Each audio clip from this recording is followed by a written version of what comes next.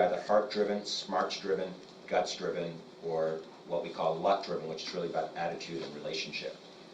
And we find that there's a lot of different patterns of success, but the most successful people are aware of what their biases are. And then they bring in the right type of people to complement them, and then they develop where they're weaker, not to become the best, but to become more aware of that weakness. And that self-awareness has done so much for me later on in my career that I think could have self-corrected so many things. So for example, I was in a section like this where one of my co-founders of my second company, Zephyr, I eventually brought on a guy, and I really didn't like him. I quite frankly hated him in section because everything turned into a Tom class. Any comment, you'd be in strategy, oh, this is the process, you do this technology, da da da da.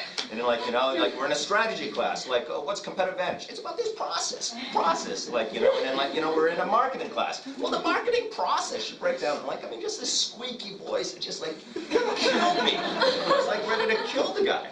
And so, you know, around graduation, we happened to be next to each other, pictures. I said, great. You know, we were there and we started talking, and I realized a little bit that, largely because self-awareness comes, how do you become more self-aware? Sometimes you get a kick in the pants from others around you. And people said, well, you know, Tony had some of these things on process, and you know, you're X, Y, and Z, and by the way, you're fairly intimidating. I said, not intimidating. And so, you know, you're fucking intimidating.